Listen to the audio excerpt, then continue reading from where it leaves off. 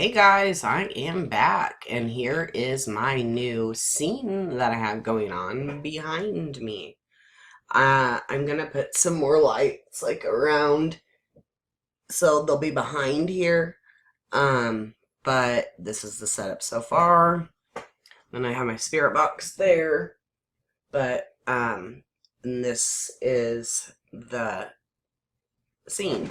And then no, I'm not gonna move it, but there's gonna be another spot that I'm gonna have that'll have a chair that I'll be able to do I don't know, sessions in, things like that.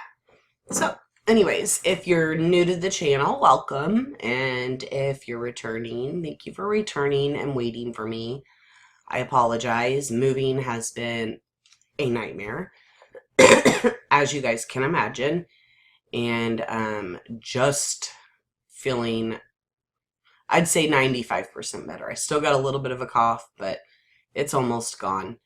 And yeah, so is what I'm wanting to discuss today is AJ Freund's case because of the Dcfs worker.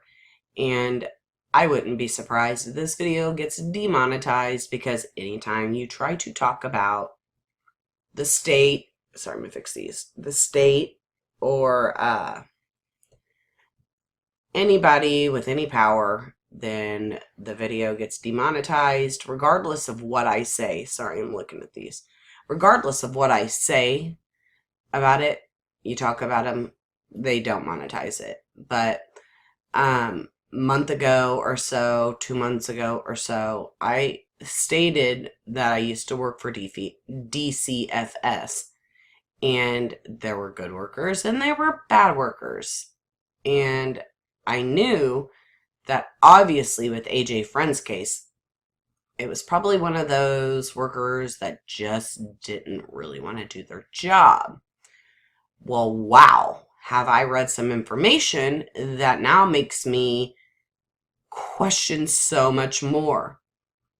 One is how much this man was being paid to be a child abuse investigator. I will tell you, I started in 2008 and I was paid $24,500 yearly, full benefits, all that to go along with it. But this guy, oh no. He made $92,000. I'll tell you when I come across it. I'm pretty sure it was in the 90s. And is that because he's male and they get paid more? That just seems like an outrageous amount of money for a child abuse investigator, social worker to be making. But I guess he has other ties in the community as well. So, and got a separate pay for that. It was like 21,000. So he's making over 100 grand a year doing DCFS. I always want to say DFS because we call it here in Missouri, but DCFS in Illinois, making a lot of money for not doing a lot of work. Let's just leave it at that. I mean, so frustrating. Again, I made $24,500 with benefits. Unreal to me how much he has made. Okay, so the last child welfare investigator who made contact with Andrew Freund, AJ, before the young Crystal Lake boy who was allegedly killed by his parents, is a local elected official with a history of workplace complaints and a recent suspension, according to documents reviewed by the Tribune, Chicago Tribune. Okay, in another case that he was the investigator on, he was disciplined for ignoring a court order to connect a family with support services, delaying help for 4 children in a home with a record of domestic violence and alcohol abuse, the documents showed. Separately, prosecutors wrote a letter saying he failed to alert them about a mother's heroin use. Okay, and this is like one of the hardest things to read, that he stated in the line of work of social work, this is stuff that you have to deal with. But he stated that he refused to hold a child because he was worried about bed bugs. Okay, so you're worried about bed bugs, but you let the children remain in the home, but you're worried about you getting bed bugs. So obviously the place was not sanitary and either needed help getting cleaned up, or the children probably should have been removed until the house was cleaned up. But nope, Mr. Acosta did not feel like that, apparently, because he did not do anything with the family. The investigator, he's 53, Carlos Acosta, serves on the McHenry County Board, first elected in November following a campaign that highlighted his decades of experience of social services. Boy, what a great social service worker he was. Acosta, who represents Woodstock and several other communities, did not return multiple calls seeking comment. Wonder why. A spokesman for Illinois Department of Children and Family Services said Acosta was not authorized to discuss agency matters. Okay, fair enough. If the news here in Kansas City would request information on a case that I was working, excuse me again, there's a form that we just have to fill out and we check mark and then we send it. So it makes sense why he wasn't talking, because we aren't allowed. But with him holding another position in the community, I think it would have probably been important that he would have been able to speak on it, but that's just my own 2 cents. Anyways, moving on. The department declined to comment any further. Board chairman Jack Franks said in an interview that Acosta is a model board member. Yep.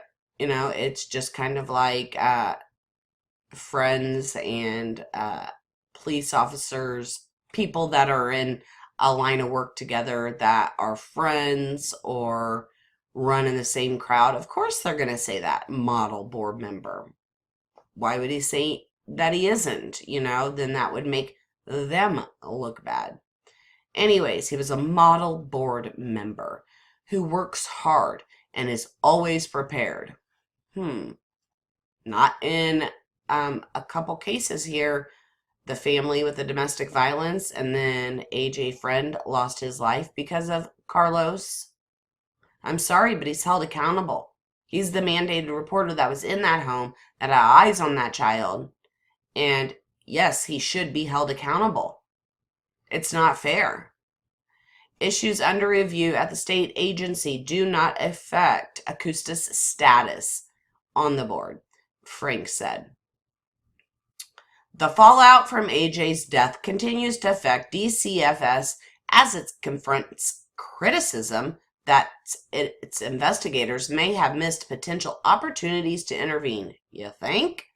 Disturbing details about a 5-year-old killing garnered national attention and spurred Illinois lawmakers to hold a hearing about systematic problems plaguing Dcfs. Both of AJ's parents are charged in the case, accusing of fatally beating him as a form of corporal punishment and then burying his body in a shallow grave April 15th. The agency had contacted with AJ initially in 2013 when he was born with opioids in his system and twice investigated allegations of abuse in the final 13 months of his life. So, Carlos Acutis, I hope you're held accountable for this, because it is not fair that this little boy lost his life because you didn't want to do the paperwork, or you were too busy, or you needed to get to the bar to have a drink with someone, or you needed to go and make phone calls or get on the internet or go home and hang out with your family. What about AJ? This department veteran of more than 20 years, Acosta, was assigned to investigate AJ's family in December after Dcfs received a complaint that AJ had a large bruise on his hip and that he had his younger brother living in squalor conditions. An emergency room doctor told Acosta she could not determine the cause of the bruise on his hip, but expressed concerns because AJ said maybe someone hit me with a belt. Maybe mommy didn't mean to hurt me when asked about the injury. Okay, so at first I was like, dang, an emergency doctor was told this and nothing was done. So apparently something was. And it was told to Acosta, which didn't do much about it, did he? I mean, it just infuriates me to no end. I can't, I mean, this little boy is crying for help. It takes so much for a child to open up to a stranger, a doctor, about how he got hurt. That is not normal. He was doing that because he is in fear. A child is probably more likely to open up to a police officer or a social worker compared to a doctor, because children are smart with knowing what people's roles are and knowing that a doctor isn't someone who could necessarily save him. And a police officer, when told this information, is somebody that could take the child. Same for a social worker. So the fact that he opened up to an emergency room doctor, told this information, and Acosta dropped the ball is bullshit. Again, a reminder of the excuses AJ's mom used. Joanne Cunningham told Acosta the family dog, 60 pounds, inflicted the bruise on AJ as she pawed at AJ. Give me a break. In January, Acosta deemed the abuse allegation unfounded and returned the boy to his home without seeking a second medical opinion. Again, dropped the ball. A doctor tells him that he has concern. And again, unfounded, and returned the boy home. Higher than limits established by long-standing federal consent decree when he was probing AJ's family. So, okay, his caseload was high. Well, making 94,000 or whatever he made, it better be high. I understand, again, there's rules and regulations on how many cases per investigator can have. So I say that like out of anger, because he got paid almost quadruple what I made. That doesn't mean he should have more cases, I guess, but you know what I mean. I don't know. FBI raids home a former top Madigan political operative. Forgive me for saying and butchering that word, but I don't know how to say it. So, about the same time, Acosta did not act quickly enough in another Crystal Lake case that involved allegations of domestic violence at a home with 4 children, records show. A judge referred the family to support services, but he didn't until January 24th. Acosta was later disciplined for failure to perform duties because of the delay and served a 1-day suspension in May. Documents show. Oh, a 1-day suspension. Probably got to take the day off, more than likely. Ugh. Acosta was also named in May 2018 letter that McHenry County top prosecutor sent to Dcfs detailing his concerns about investigators in Illinois. I have a personal story from Illinois that goes within, it's my cousin's children, but the way that I was treated by this investigator when I spoke to her on the phone was, what's the word? She was rude, bitter, acted like I was just making this shit up. and I didn't really feel like it was handled professionally whatsoever. I'm coming to them, explaining to them these children disclosed information about sexual abuse, and this lady was just rude and acted like I was bothering her. But guys, something has to be done in Illinois. There's too much of this.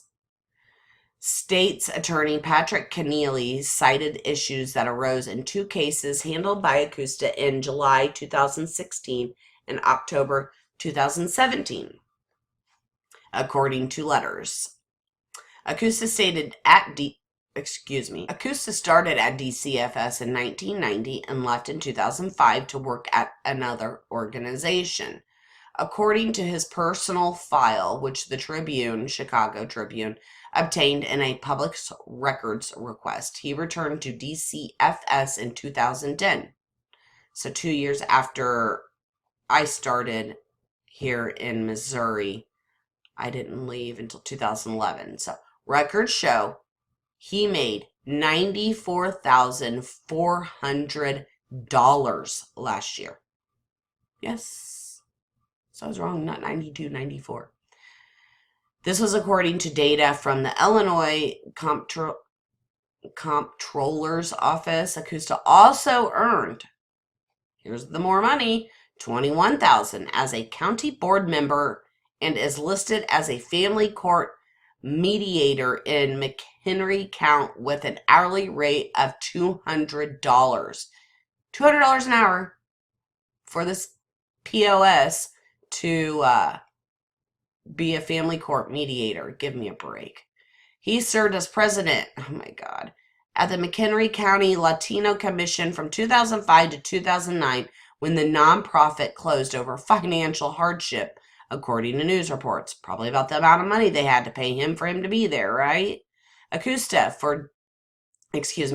was also appointed to serve as a union steward for Dcfs and other public employees, calling himself an active member of American Federation of State, County, and website. Anders Lindahl, an FSCME 31 spokesman, declined to comment on Akusta's suspension, saying it is an unresolved, pending personal matter.